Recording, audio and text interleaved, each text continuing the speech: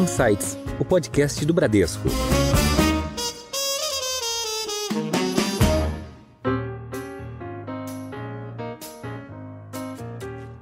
A gente fala, né, na história da Agricopel, os anos de maior desafio econômico foram os anos que a gente mais cresceu. Então, assim, é saber também olhar para dentro. A gente tem muita oportunidade, acho que é fazer o dever de casa. É um bom modelo de gestão, um olhar de futuro e longo prazo, que isso também é um benefício de uma empresa familiar, né? A gente acaba tendo esse olhar mais de longo prazo. E hoje a gente usa muito a tecnologia a nosso favor. Então, não só para avaliar o comportamento e a segurança do motorista através de câmeras que a gente tem em todos os equipamentos, mas hoje a gente já tem também um processo robotizado para avaliação do bem-estar, da fadiga. Porque a maior parte dos acidentes, né, hoje nas rodovias é a questão de fadiga. Então, hoje a gente tem um monitoramento o tempo todo da condição desse motorista também, né? Não só das violações, da velocidade, freada brusca, enfim, do comportamento dele enquanto dirigindo o veículo, como também do bem-estar e da fadiga dele.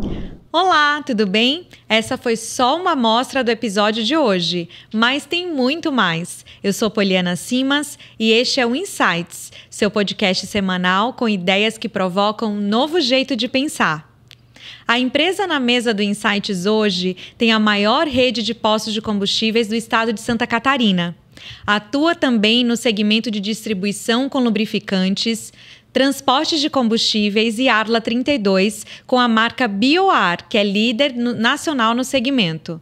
Nossa conversa é com a Ana Clara Chiodini, CEO da Agricopel. Ana, seja bem-vinda ao Insights. A gente está super curioso para aprender o que são essas siglas, entender um pouco mais sobre esse mercado. Seja bem-vinda. Muito obrigada pela oportunidade de estar aqui com vocês e compartilhar um pouquinho da nossa história.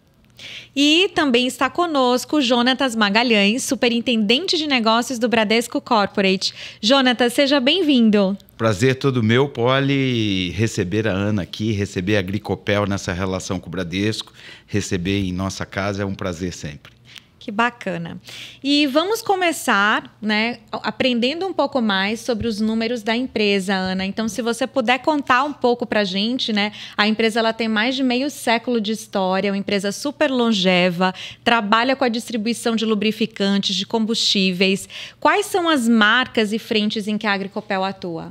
Legal, então hoje a gente é dividido basicamente em duas unidades de negócio, uma focada no varejo de combustíveis, que são os postos de combustível. Hoje estamos com 61 operações no estado de Santa Catarina, e a outra unidade de negócio, que a gente denomina distribuição, passa por algumas frentes. Uma é a distribuição de lubrificantes nos estados de Santa Catarina e Paraná. O TRR, que é o transportador, revendedor, retalhista, ele está na cadeia de combustíveis ao lado do varejo, dos postos, entre a distribuidora e o consumidor final. Isso para consumidores que possuem a necessidade do produto na sua localização. Então, na empresa, a gente atende muito o agro, né, nas fazendas, para abastecimento dos tratores, das máquinas, grandes frotistas, grandes transportadores. Então, a gente atende nesse segmento, que é a distribuição do diesel, que funciona como um atacado. E a gente está também com o transporte de combustíveis, então a gente faz transporte também para terceiros. E a gente atua com o Arla 32, que é o agente redutor líquido automotivo, que é utilizado no Brasil desde os motores Euro 5 em 2013, que ele vem para redução de emissões. Então, ele é um sistema paralelo ao combustível, não é um aditivo ao combustível, e ele funciona como um catalisador na hora das emissões, fazendo com que a redução uma redução expressiva nas emissões daquele equipamento. Hoje já tem também máquinas de construção, máquinas agrícolas que utilizam o produto, e a gente está aí hoje praticamente sul, sudeste, centro-oeste como líder de mercado brasileiro nesse segmento. Que bacana. Então, toda vez que a gente ouvir Arla 32 tem a ver com a redução no número de emissões, né? Perfeito. Com o uso do produto traz essa redução. E ele é obrigatório no Brasil, então é regulamentado. Ele é feita uma fiscalização e acompanhamento muito forte de órgãos como o Inmetro, Polícia Federal, Polícia Ambiental. Então, é um produto que hoje já vem de encontro a essas normas ambientais. Perfeito. Então, você mantém desempenho ou maximiza desempenho, reduzindo o impacto decorrente dessas emissões como um todo. Isso, perfeito. Super bacana. E aí, falando de grandes números, hoje, então, com as duas unidades de negócio, a gente está com faturamento na casa dos 4 bilhões e a gente emprega aí 2.300 pessoas nas duas unidades de negócio. Nossa, que bacana, que fantástico. Então conta pra gente como é que foi essa transição de liderança familiar. Você assumiu a cadeira de CEO substituindo o vosso pai no final do ano passado. E quais foram e ainda são os aprendizados dessa experiência, Ana? Então, a gente fez essa transição oficialmente em setembro de 2024. Então, eu peguei aí o último quadrimestre do ano. E foi um processo de 5 anos, né? O Jonatas acompanhou esse processo, o Bradesco acompanhou, é nosso parceiro desde o início aí da nossa fundação em 1977. E foi um trabalho, então, de 5 anos com o apoio de várias consultorias especializadas e um trabalho construído muito em conjunto. Acho que muito, principalmente, em conjunto entre sucessor e sucedido.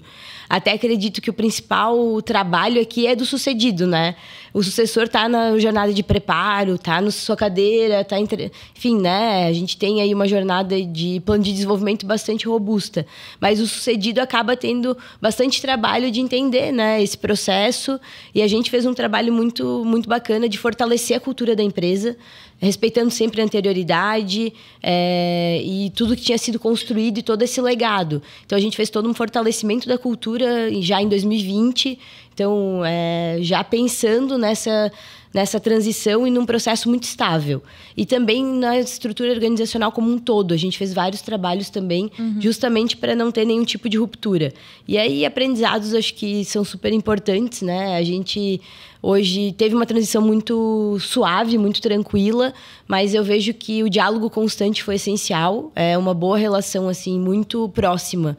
Principalmente entre as duas principais pessoas envolvidas, né? No caso, era o meu pai e eu.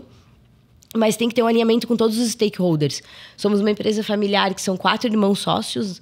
Então, esse alinhamento com todos os sócios. Também é importante o alinhamento com o time de liderança, principalmente, né? Diretoria, alta liderança. E também todos os colaboradores. A gente trabalha uma cultura de muita colaboração na Agricopel. Então, acho que toda a estrutura organizacional como um todo foi essencial nesse momento. E aí comunicação, diálogo o tempo todo para não deixar criar nenhum tipo de ruído, porque sempre tem muitas pessoas envolvidas, por mais que é uma transição de 2 pessoas, não, mas numa organização acaba tendo impacto em muito mais níveis, né? Com certeza. E aí, como eu falei, o respeito ao legado e anterioridade, acho que isso a gente aprendeu muito, que nada se perde, tudo se constrói e a gente tem que construir muito em conjunto. Então, acho que isso foi essencial aí nesse processo. E você se preparou para isso, né, Ana? Conta um pouquinho das formações que você veio construindo. Você está fazendo Harvard, né? Exato. Conta um pouco. Sim, na verdade, essa jornada de preparo do sucessor é muito importante, né? Eu acredito que começa muito primeiro pela intenção e pelo querer. Porque se a gente não quer essa cadeira... fica difícil porque ela não é algo trivial, né? É uma dedicação bastante robusta, bastante completa, eu diria, né? E a gente precisa estar embarcado nisso de corpo e alma, digamos assim. E o processo de desenvolvimento também. Então, a gente passou por vários ciclos de mentoria. Eu acho que um dos grandes aprendizados e algo que eu recomendo para todo mundo é o processo de mentoria. Nesses últimos 5 anos, eu devo ter passado por 4 mentores. Foram 4 mentores, então, com vieses diferentes, necessidades que eu tinha diferentes. Então, comportamental, gestão, parte de negócio. Então, isso foi essencial, porque a mentoria é um programa muito personalizado. E aí é uma relação muito única, então te desenvolve muito. E também outros programas mais formais. Então, eu fiz finanças no INSPER. Acho que entender de finanças... por mais independente do teu negócio, até na nossa vida, né? É super importante. Acaba que no final do dia a gente tem que entregar resultado. E passa muito por saber ler um balanço, entender a anatomia de resultado da sua empresa, o que gera caixa, as alavancas de geração de resultado. Então, isso foi essencial. Fiz outros cursos no caminho, inteligência emocional, enfim, vários cursos de curta duração. E agora estou no programa no OPM de Harvard, que é um programa focado em CEOs e empreendedores, que foca muito em gestão, estratégia, liderança. E isso vem sendo essencial no preparo também. Eu sempre fui muito disciplinada com o meu PDI, né? Que a gente tem, com o plano de desenvolvimento individual. Então, eu acho que isso também acaba sendo importante na trajetória para realmente a pessoa se sentir preparada quando está na hora de sentar na cadeira e assumir o desafio. E dá para perceber toda essa tua dedicação, porque esse programa é um dos mais concorridos de Harvard. Sim. E você também foi a presidente mais jovem da Associação Empresarial de Jaraguá do Sul, lá em Santa Catarina. Isso. Né? Antes mesmo de assumir como CEO da Agricopel. Então, toda a tua jornada, a gente consegue visualizar como você conseguiu extrair os ensinamentos do meio acadêmico, mais as experiências adquiridas ali no dia a dia da empresa, mais as orientações através do programa de mentoria. Como que foi esse processo de trazer tudo isso para o teu dia a dia? E como que foi o desafio de vencer? Porque a gente sabe que todo sucessor tem a primeira etapa, que é de acreditar que pode, que quer suceder, e também vencer os desafios de se provar. Né? Seja para a própria família, seja para os demais sócios, seja para os stakeholders, como você comentou. Como que foi tudo isso, Ana? Então, começando lá com a Sigis, o meu pai tinha sido presidente em 2006. E aí, quando veio o convite, eu era muito jovem, né? Primeiro eu fui para a diretoria administrativa financeira. E aí eu era muito jovem, comentei com quem me convidou na época que ia ser o presidente, né? Mas sabe quantos anos eu tenho? Ele, não, eu sei, eu quero gente jovem, a gente está procurando essa renovação. Deu, não, legal, para a diretoria administrativa financeira, já fazia isso na Agricopel, pensei, não vai ter tanto desafio. E aí depois veio o convite para a presidência, veio um frio na barriga maior, mas também foi algo que me ajudou muito na minha trajetória hoje para o papel que eu exerço. Porque dentro do associativismo é um trabalho voluntário, então não é remunerado. E a gente começa a ver outra realidade, muitas realidades, na verdade, né? Na Associação de Araguá, a gente vai do MEI até uma empresa multinacional gigantesca. Então, a gente passa a ter contato com diferentes realidades, diferentes ambientes de negócio e também muito contato com o poder público nesse ambiente associativista. Enfim, outras entidades de representação, e acaba fazendo com que a gente aumente muito o repertório, melhore também essa questão de perspectivas. E eu comento, né? Às vezes um insight em um evento ou em algum ambiente que não tem nada a ver com o nosso tem muito valor. Então, é saber também ter essa leitura e estar sempre buscando, né? Eu sou muito curiosa. Então, eu gosto de entender como as coisas funcionam e nesse entendimento a gente acaba tendo aprendizados aí para o nosso negócio, para o nosso dia a dia. E aí, com relação a essa parte de fim da jornada, né, dentro da Agricopel e com a família, com os sócios, eu entrei na Agricopel, na verdade, eu nunca quis trabalhar na empresa da família. Eu me formei em administração e fui para o mercado. Fiquei 2 anos numa grande indústria têxtil aqui no Brasil.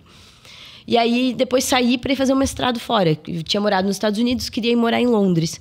E aí, nesse meio tempo, eu tinha uns 6 meses aí de intervalo, né?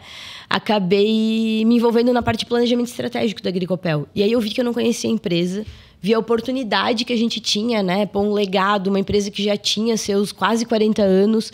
E falei, não dá para jogar isso fora também, né? No sentido de que alguém vai ter que dar continuidade nisso. E me apaixonei pelo negócio. E aí estavam os meus tios no negócio, na época ainda, eram os meus 4, meu pai e meus 3 tios, né? Minha tia, meus 2 tios no negócio. E a gente sempre se deu muito bem trabalhando juntos. Então, porque eu acho que sempre eu respeitei muito essa anterioridade, né? Eles construíram um negócio, então muita coisa boa tinha ali. E a gente trabalhou sempre muito bem juntos, acabei fazendo a sucessão do controller, na época, do nosso controller. E aí fui conquistando meu espaço, né? Acho que com muita dedicação, com entrega. A gente tem hoje na Agricopel uma estrutura bastante profissionalizada de medição de performance, de gestão por competências, de entrega. Então, fui entregando, fui mostrando, né, o meu trabalho e acabei aí tendo esse reconhecimento. Já, enfim, mudei de posições dentro da Agricopel, fui para outras áreas, tive vários desafios nesse processo, digamos, de provar, né, que eu tinha as competências que estavam sendo procuradas num novo CEO. E no processo tinham mais 4 pessoas, mais uma pessoa da família e 3 profissionais externos. E aí, no fim, acabou optando, né, pelo processo todo que foi desenhado. Foi optado pelo meu nome e também, na época, acabou sendo um bônus o fato de ser da família. Os sócios acabaram entendendo que fazia mais sentido essa conexão com o negócio e principalmente cultura, né? Sim. A gente que vem de família empresária, a cultura da família está muito presente na cultura do negócio. E a gente também fez um bom trabalho de alinhamento cultural na família antes da transição. Então, somos uma família empresária, queremos continuar junto, quais são os nossos valores como família empresária, porque uma coisa são irmãos, outra coisa já são primos, né? Exatamente. Então, a gente fez todo um fortalecimento também na parte da família empresária que acaba sendo traduzido na cultura organizacional.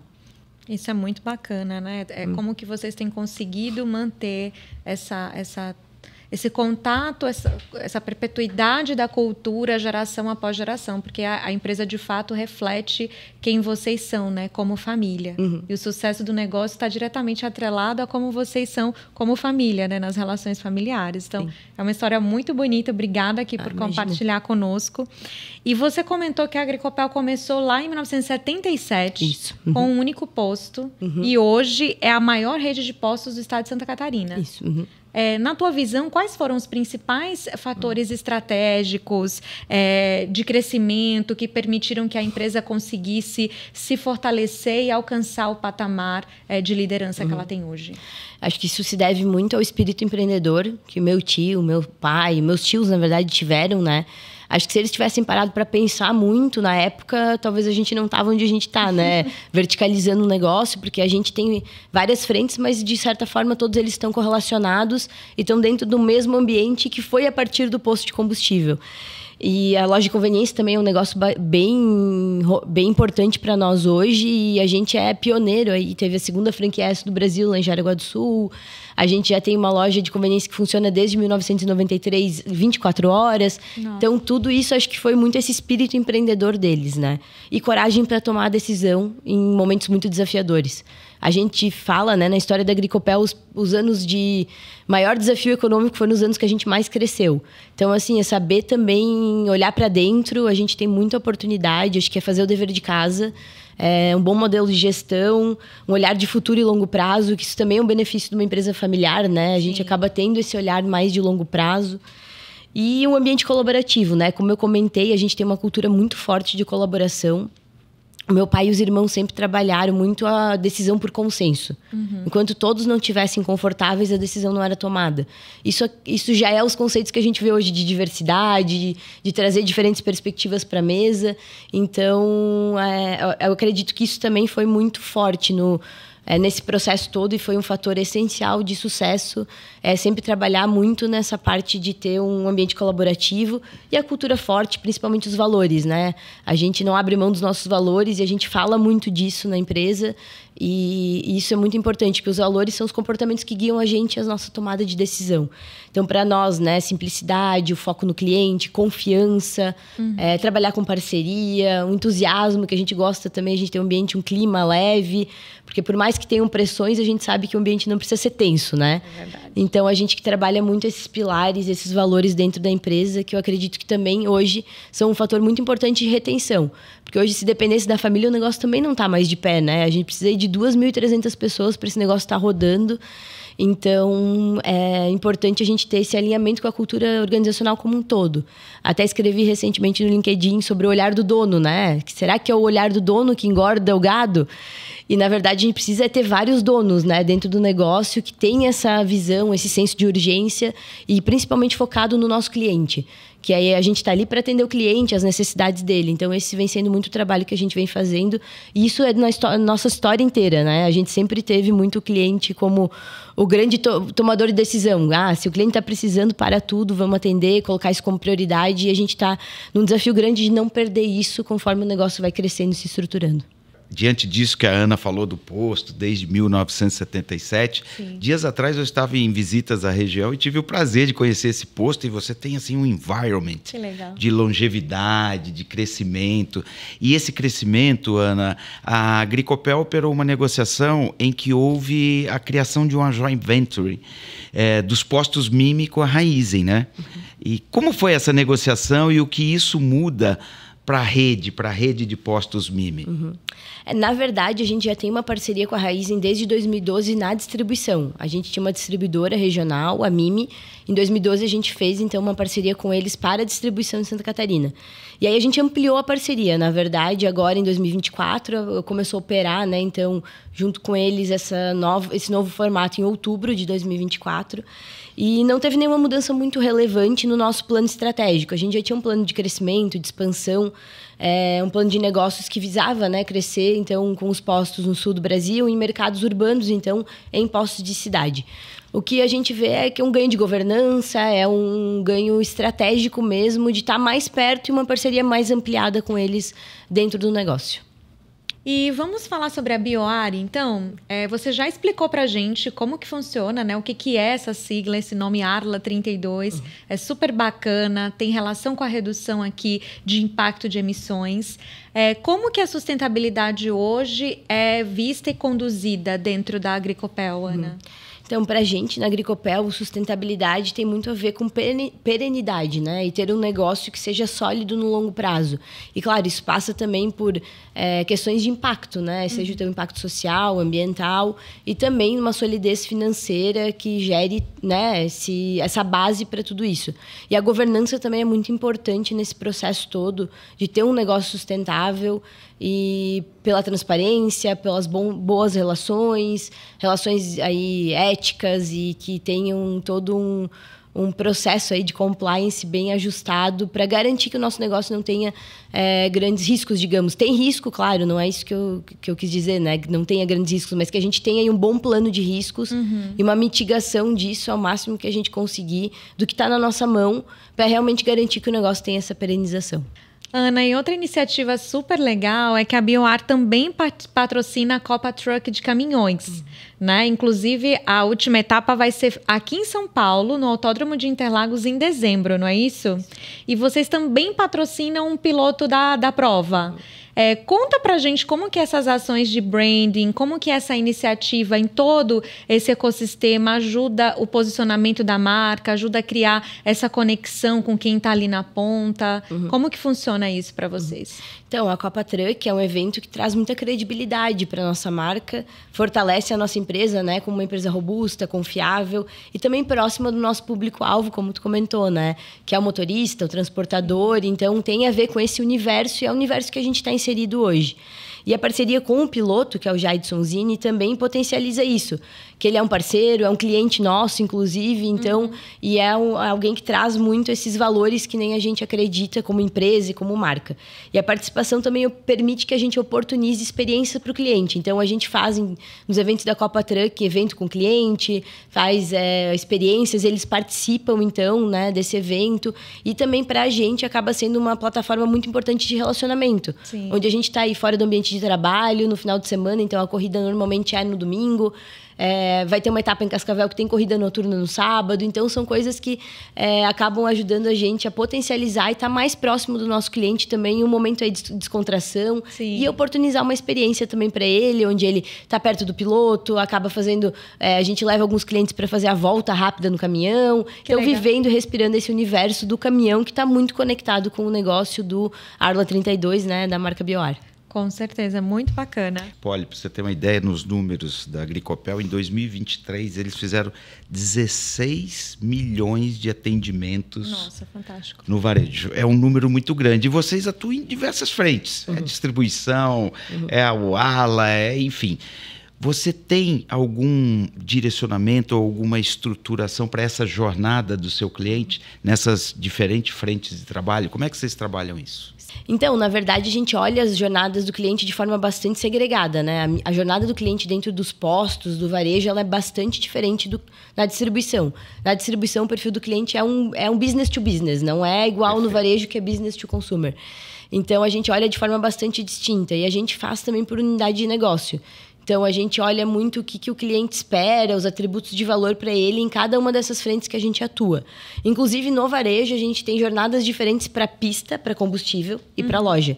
Porque acaba sendo 2 momentos diferentes na jornada do consumidor. A gente tenta trabalhar ferramentas de venda cruzada e levar, né, uma oferta para outra quando o cliente já está no nosso ponto.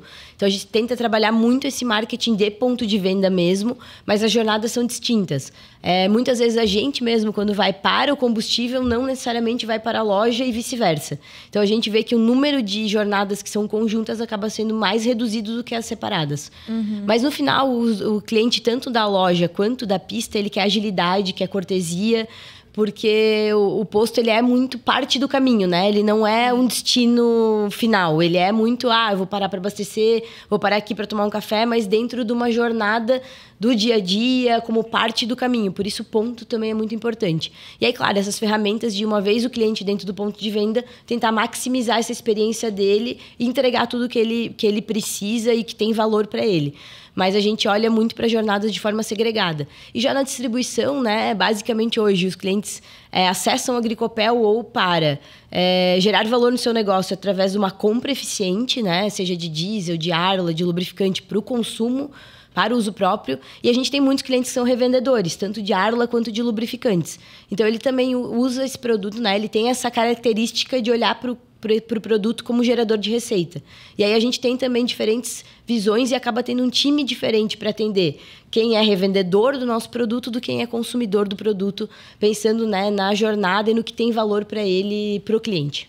É bacana isso que você trouxe, que a gente nunca para pensar o quanto a experiência do posto faz parte do caminho, né? E que pode, inclusive, fazer com que seja extremamente positiva, né? E você se sinta amparado e confortável com aquele trajeto só pela experiência proporcionada para aquele posto. Sim. Então, é muito bacana pensar assim. E isso, estamos falando da visão para fora, em relação ao cliente. Da visão para dentro, em relação a pessoas, Ana, teve em abril agora um episódio que ficou famoso, apareceu, que é aquele pouso daquele avião na 101 e vinha um caminhão da Agricopel. Sim. E a atuação do seu motorista foi fundamental para que o desfecho fosse tão bem sucedido como foi. O piloto foi muito habilidoso, mas o motorista também. Me conta um pouquinho, porque esse segmento de vocês, segurança é muito, tem a parte ambiental. Como é que vocês preparam a equipe? Como é que é o treinamento para a segurança de vocês lá? Então, hoje, a carga que a gente carrega, né, ela é perigosa, é um processo bastante complexo, assim. A gente tem um processo de recrutamento desses profissionais que ele já é bastante completo, então, com certificações específicas, que são até uma exigência por legislação. A gente faz exames, testes, então, que é o que acaba já diferenciando esse profissional. Mas uma vez ele contratado, ele passa por uma integração que é bastante robusta, ele fica praticamente uma semana em treinamentos das diversas frentes, né, muito voltado à segurança e ao manejo desse dia a dia do produto. E depois ele tem reciclagens, então tem treinamentos que ele faz de 6 em 6 meses, de 1 em 1 ano, de 2 em 2 anos, para garantir que ele esteja sempre capacitado e treinado dentro das melhores práticas de segurança.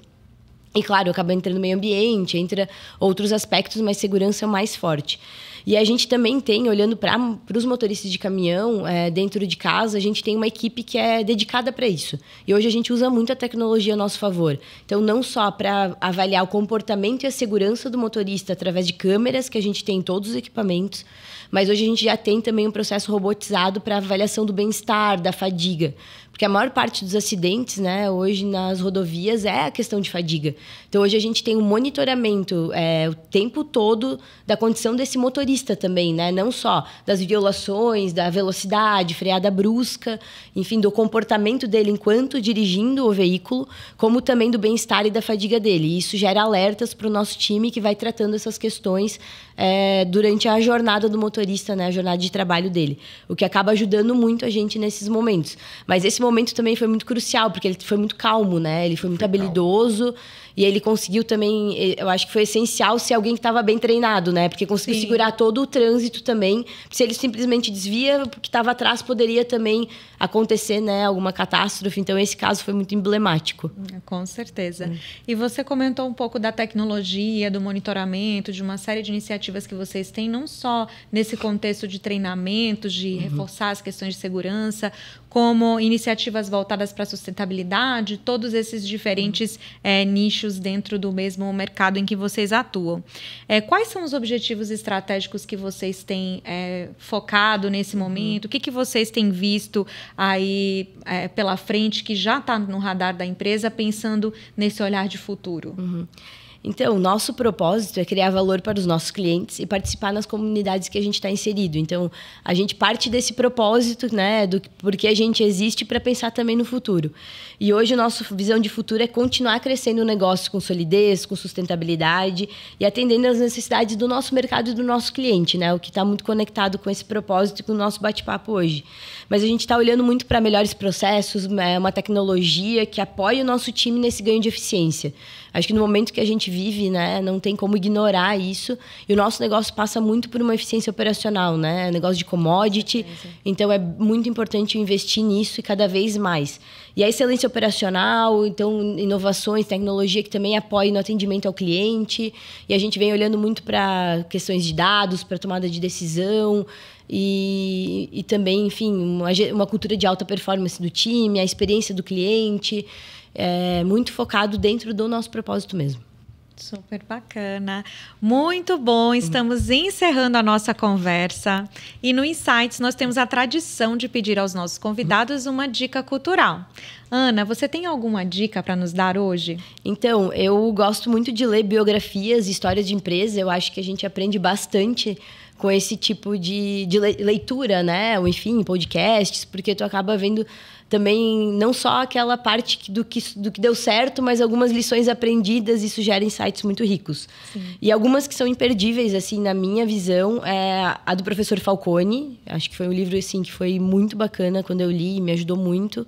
Sonho Grande, que também é um baita case aqui, né, do Brasil. E a história do Starbucks, que é a Dedique-se de Coração. O livro Dedique-se de Coração é muito bacana também quando fala de pertencimento, atendimento ao cliente. Então, são histórias que me inspiram muito. E de filme, eu queria deixar uma dica também, que é o filme Fome de Poder, que ele traz, né, uma mensagem bastante interessante de estratégia, de visão de negócio e, claro, também de algumas coisas, alguns aprendizados do que não fazer, né? Mas eu acho que é um filme bem interessante para visão estratégica e visão de negócio. Nossa, muito legal. Então, 3 dicas de livros e uma dica de filme. Super bacana. E você, Jonatas, qual que é a sua dica pra gente? Para hoje, Polly, eu trouxe uma série da Netflix, que é o Dilema das Redes. Por quê? Porque é uma reflexão do impacto das redes sociais, tanto no comportamento humano como nos negócios. Então, eu li uma matéria que as companhias assistem junto com a equipe e depois discutem sobre ética, sobre tecnologia, sobre a responsabilidade corporativa cada vez mais com o uso da tecnologia. Então, Dilema das Redes é a minha dica de hoje. É super legal. Muito bom. Esse foi mais um episódio do Insights, o podcast do Bradesco. Eu tive o prazer de conversar com a Ana Clara Chiodini, CEO da Agricopel. Muito obrigada, Ana. Eu que agradeço, foi um prazer estar aqui com vocês. Também agradeço a você, Jonatas, pela presença. Muito obrigada. Só agradecer a Ana Agricopel pela relação conosco. E é uma prova, viu, Ana, que uma empresa familiar pode ser muito bem profissionalizada, com capacitação, com governança, com joint venture, com grandes grupos. Parabéns a toda a família e a companhia, tá? Muito obrigada. Muito bom. E para você que nos acompanhou até aqui, o Insights está nas principais plataformas de áudio, vídeo e no Instagram, no perfil podcast.insights. Um abraço e até o próximo episódio.